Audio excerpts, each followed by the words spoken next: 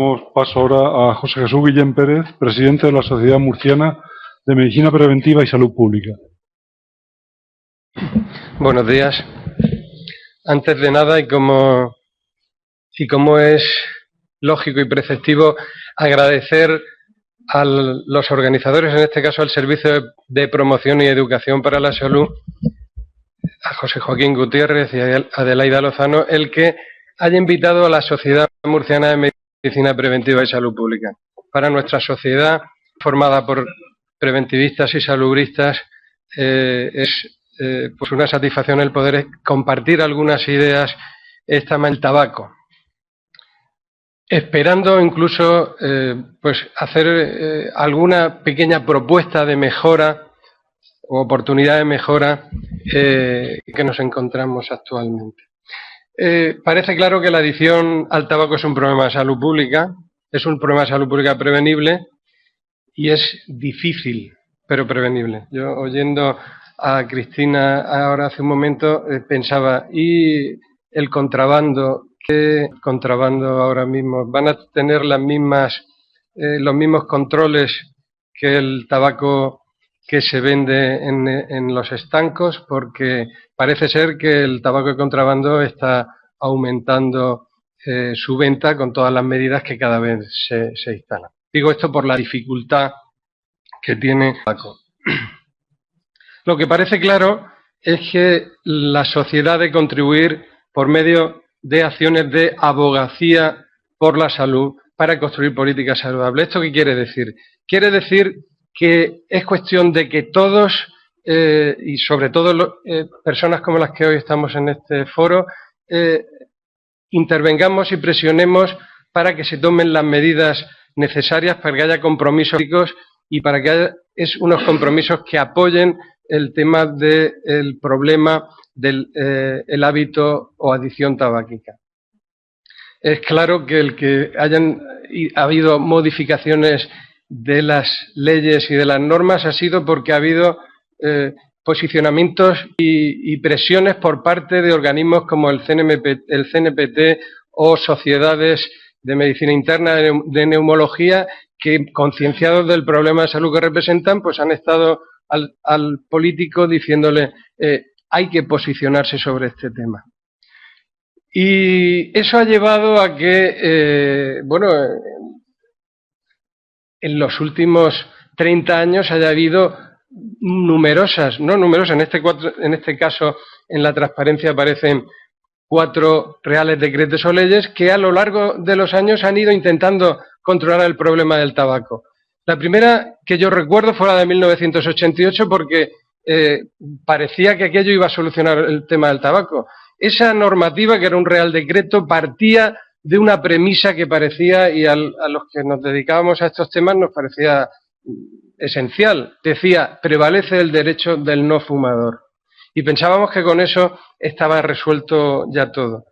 No fue así, y lo vivimos, y los que somos más mayores hemos visto cómo ha ido evolucionando, han salido nuevas disposiciones, el Real Decreto del 99, después la ley del 2006, que tanto revuelo causó porque hablaba de espacios, de si eran menor de no sé cuántos metros o si eran mayor, si se podían fumar, y que aquello parecía que tampoco estaba muy bien hecho, hasta que finalmente surgió la ley de 2010, que parece que de alguna manera sí que ha pegado un cambio en la sociedad con respecto a la percepción y al cumplimiento de determinadas normas. Porque una característica de todas estas normas que han ido surgiendo es que no se han ido cumpliendo. Esa ha sido la situación.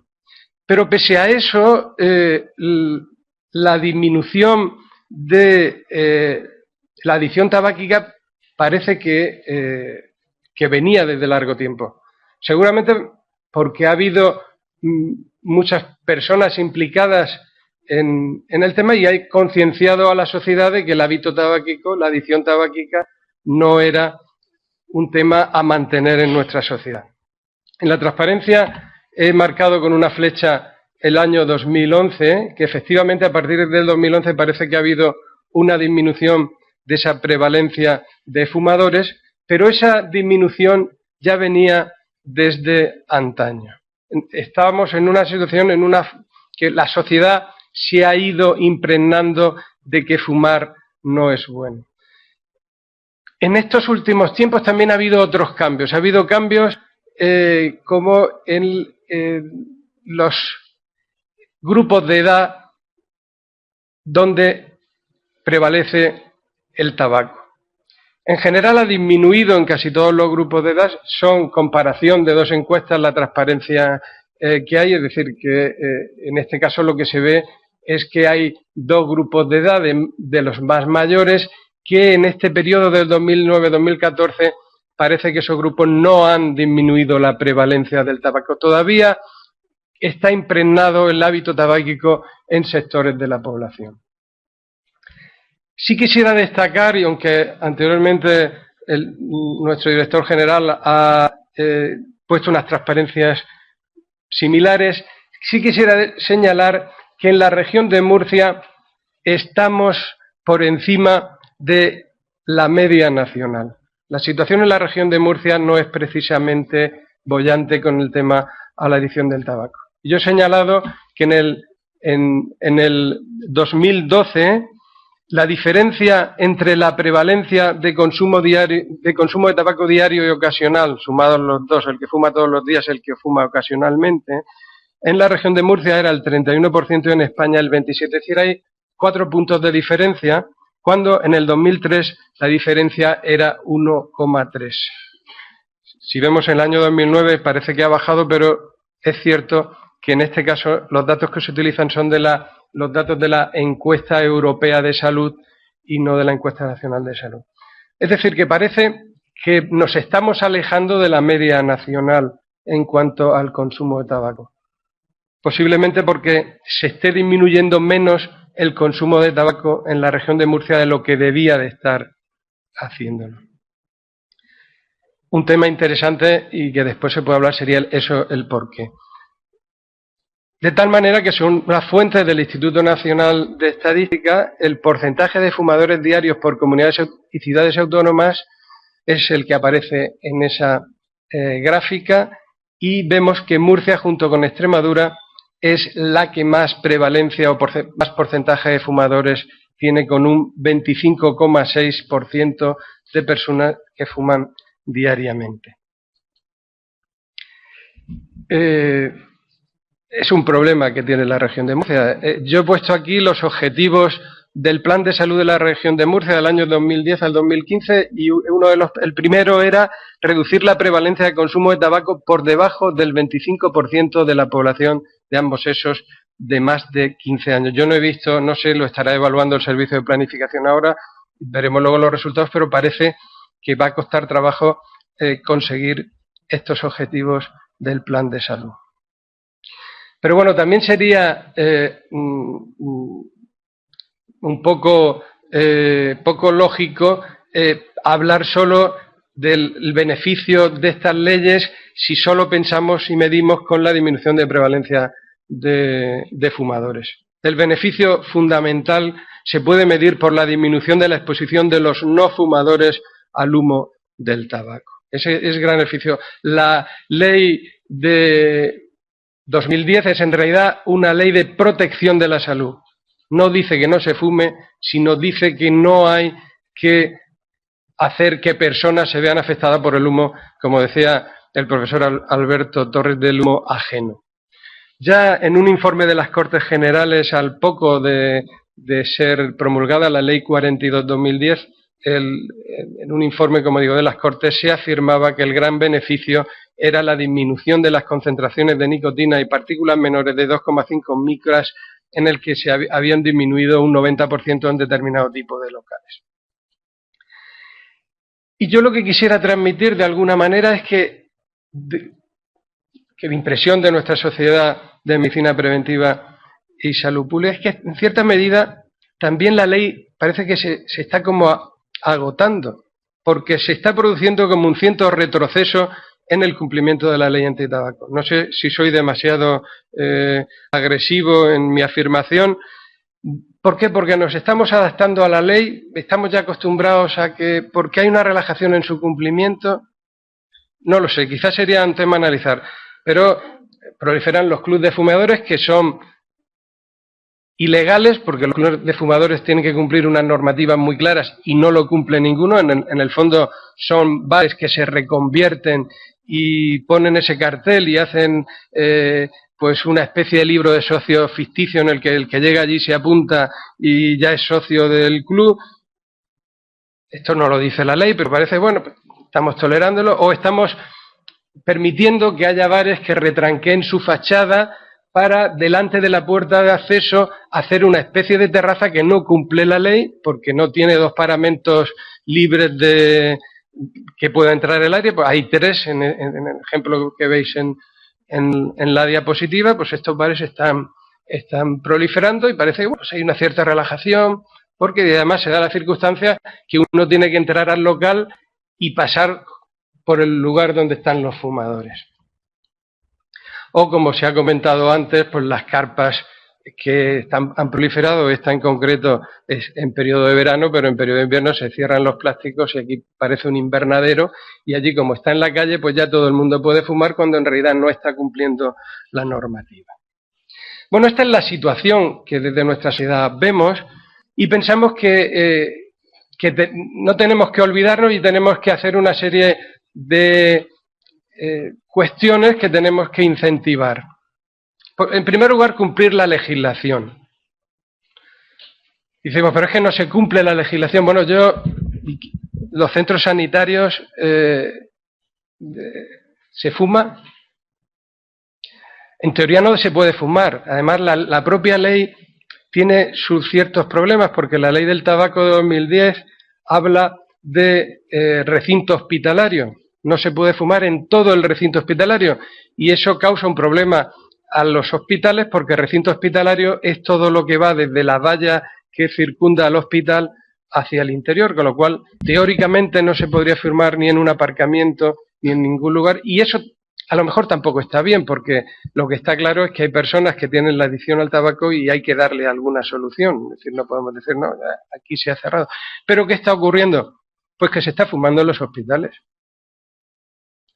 Y luego veremos, luego más tarde hablaremos de los hospitales sin humo. Todos los hospitales son sin humo por definición, no habría que poner ningún cartel. Pero sin embargo hay profesionales que están muy concienciados en los hospitales y están trabajando y están luchando para que en el hospital se trabaje para que no se fume o para que se le dé tratamiento a las personas que fumen en algo que no se debía de fumar. Es, de alguna manera, hay un cierto contrasentido. Los establecimientos de la hostelería fuman. Hemos tenido un gran avance desde el 2010 o el 2011 en los establecimientos de hostelería, pero todos somos conscientes que se están relajando las costumbres. Yo sé que a determinadas horas, en determinados locales, parece que llega la barra libre y entonces se puede fumar. Y en los centros de trabajo se fuma. No, en los grandes centros de trabajo no, en las grandes instituciones no, en los más pequeños ya no afirmaría no tanto, porque claro, si el jefe fuma y son 3 trabajadores, pues fuma. Por lo tanto, debíamos de pedir que se cumpliese la legislación. Y si hay que normalizar esa legislación y llegar a un acuerdo entre todas las partes que tienen que intervenir, pues llegar a un acuerdo si aceptamos o no aceptamos determinadas cosas, porque podemos encontrarnos que en una determinada localidad, en una determinada ciudad, en una determinada región se acepten cosas que en otras no se aceptan. Y otra cosa que podríamos pedir es la actividad inspectora, que nuestro director conoce muy bien. El problema de la actividad inspectora es que la actividad inspectora solo se hace en horario de mañana, que es la que trabajan los funcionarios, trabajamos, pero no hay inspecciones, salvo alguna excepción de alguna denuncia, ni por la tarde ni por la noche, que es cuando determinado tipo de establecimientos tienen su uso fundamental. Por lo tanto, a lo mejor habría que hacer algo sobre eso, porque la actividad inspectora es muy importante. Porque además, aunque alguno me pueda discutir en los temas, la sanción tiene un efecto ejemplarizante. Y el otro aspecto es que no solo los establecimientos de hostelería, es decir, hay que inspeccionar hospitales, hay que inspeccionar centros de trabajo, hay que inspeccionar centros educativos, si es que hubiese que hacerlo, todo el lugar donde la ley está estableciendo la limitación del uso de tabaco. como anécdota, dos transparencias como anécdota. Esta es una fotografía que me mandó una compañera farmacéutica del hospital de la Risaca. Dice, como no se puede fumar, no se tiran las colillas al suelo. Gracias. Llegamos a... Se crea, esto está en la puerta de una cafetería. Y esto no voy a decir lo que es, porque todos lo sabéis. Parece ser que fue por una colilla. El problema seguramente no es la colilla, a lo mejor puede ser el material con el que está construido el centro. Es un hospital en el cual hubo un incendio. No deja de ser una anécdota, pero al fin y al cabo lo que nos refleja es que no hemos solucionado el tema del tabaco, o por lo menos de fumar en determinadas zonas.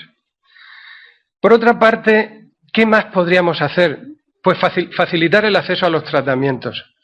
Es cierto que hay unos programas de tabaco, atención primaria tiene en su cartera una determinada tipo de actividades, que hay unidades de deshabituación tabáquica que algunas, o la mayoría están haciéndolo estupendamente, hay unidades especializadas, pero desde la Sociedad Murciana de Medicina Preventiva pensamos que sería bueno un plan regional de prevención y tratamiento del tabaquismo, en donde se abordasen de una manera conjunta determinado tipo de cuestiones, y me explico.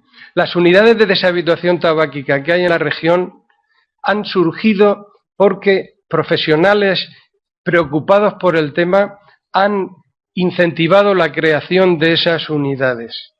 Y hay unidades de diverso tipo, hay unidades de salud laboral, unidades en hospitales, unidades en centros de salud pública, que han dependido y dependen fundamentalmente del interés de unos profesionales muy preocupados por el tema. De tal manera que podría ocurrir el caso, voy a contar una situación, en este hospital hay una unidad de deshabituación tabáquica magníficamente llevada por el doctor García Basterrechea, que está próximo a jubilarse, creo que le queda un año, y cuando él se jubile, ¿esa unidad seguirá existiendo o no? Pues no lo sabemos, porque como no hay un plan que diga dónde deben estar las unidades, qué recursos deben tener las unidades, recursos materiales y humanos, sino que han ido surgiendo por preocupación de internistas, neumólogos, de salubristas, pues sí, tenemos unidades, pero que responden más a esos intereses personales. Por eso yo creo que sería interesante darle un marco a toda esa situación. Y al mismo tiempo, pues también habría que plantearse que hay que dar acceso al tratamiento farmacológico, porque es costo efectivo, pues habrá que ponerlo en marcha. Lo que pasa es que, claro, nos preocupa el tema del tabaco, me refiero desde el punto de vista si hay cosas más importantes, si tenemos listas de espera, si hay camas en no sé dónde, pues seguramente el tabaco no es un tema prioritario, habría que decirlo así. ¿Qué podemos hacer más? Ya se ha dicho aquí en el tiempo que llevamos, formar a los profesionales, eso parece claro. Potenciar la educación en las escuelas, fundamental. Bueno, tenemos la suerte que en la región de Murcia tenemos un magnífico plan de educación para la salud que coordina el Servicio de Promoción y Educación para la Salud, que además que es el que debe establecer cómo hacer la educación para la salud en la escuela. Estamos asistiendo hoy en día, y lo podemos ver en programas de televisión o de radio, que todo el mundo quiere, cuando hay un problema de algo en España, dicen, eso hay que llevarlo a la escuela, que lo enseñen en la escuela. La escuela ya al final no va a tener tiempo para enseñar tantas cosas, porque todo el mundo quiere que su problema se enseñe en la escuela. Sí, se tiene que hacer en la escuela, pero a través del programa del Plan de Educación para la Salud, que es el que debe establecer cómo y cuándo con los estamentos educativos. Y habría muchas más medidas, pero ya no serían medidas de la región de Murcia, serían medidas, algunas se han dicho ya, medidas nacionales que se pueden hacer. Posiblemente, pues algunas de ellas, pues habría que incentivarlas, como es aumentar el precio del tabaco, que son medidas que se puede hacer, pero ya no dependen de la región de Murcia. Yo he hecho el marco que he estado hablando como Sociedad Murciana de Medicina Preventiva, era dentro del marco de la región de Murcia. De alguna manera, en resumen de todo esto, y con esto termino, es que el tabaco, debe incorporarse a la agenda política. Es decir, dentro de nuestras consejerías, de nuestros gerentes, de nuestros consejeros, pues el tabaco debe ser un problema y debe ser, antes hemos oído datos económicos que daba el profesor Alberto Torres, que son espectaculares. Y por lo tanto, desde ese punto de vista debemos pedir que tengamos preocupación por el tabaco y que en cualquier cosa el tabaco es cosa de todos y que estamos interesados por el tema. Gracias.